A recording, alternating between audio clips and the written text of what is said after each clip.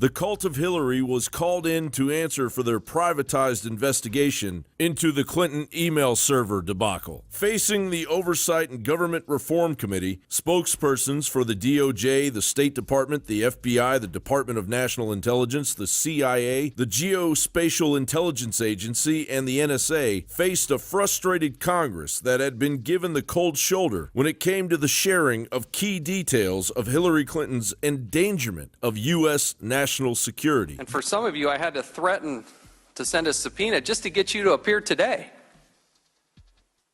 We did some math. We got 70 of you sitting here. Between your compensation and your benefits package, you make more than $1 million from taxpayers. Taxpayers are paying you more than $1 million. And you won't even come talk to Congress. What do you do all day if you don't talk to Congress? What is it that you believe we don't have the right to see? See, this is the way our government works. We get to do oversight. That's why since 1814 this committee has been doing that. There's executive privilege. Let me help you. There's executive privilege. Has the president invoked executive privilege in this case? No. The answer is no. Good. That's right. The answer is no. Is there any other situation? Look, when it comes to classified information and the classification that deals in the executive order, not all the information that we have in our files belongs to us. We defer to other agencies when it comes to access to their classified information. But you are the ones that put redactions on personal identifiable information, correct? We did on the personal identifiable information, that's correct. Where in the Constitution does it say that I can't see that? It doesn't address it specifically in the Constitution. Here's the problem. You handpicked the 302s to give to us, but the reality is you should give us all the 302s. So let me say this. I think that the director made principled decisions about what to say to Congress when he was here and also what to provide to Congress. As far as the Wait, where do I find that? Personally identifiable. Do we just let everybody in government decide that they're based on their own individual principles?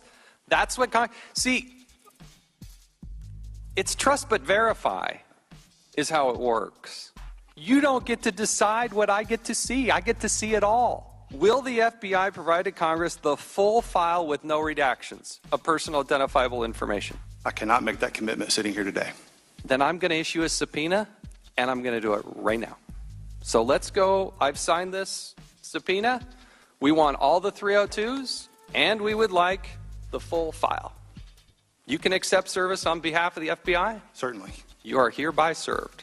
You understand why Congress might want to know whether or not the attorney-client privilege was waived and who the client was? I can certainly imagine. Yeah, me too. That's why we want to see the file, Agent. I mean, you say it's unprecedented. Mr. Cummings used to be a criminal defense attorney. He got to see all your 302s. Ken Buck used to be an assistant United States attorney. He got to see all your 302s. Probation officers get to see all your 302s. Why can't Congress? So I think we've given you the relevant ones as relevant according to whom? I am telling you, I don't think you've given me all the relevant 302s. Well, the remainder of the 302s will come out through the FOIA process. But since when did Congress have to go through FOIA? Correct. These mouthpieces betrayed the American people in full daylight, representing a decades-old shadow government that answers to a well-established network of global multinational corporations that view Congress and the American Constitution as meaningless. And that hubris is strong, as global government has just a few more building blocks to set before we are all under a legalized one-world government. Teddy Roosevelt once said, "Behind the ostensible government sits enthroned an invisible government owing no allegiance and acknowledging no responsibility to the people." John Bound for Infowars.com.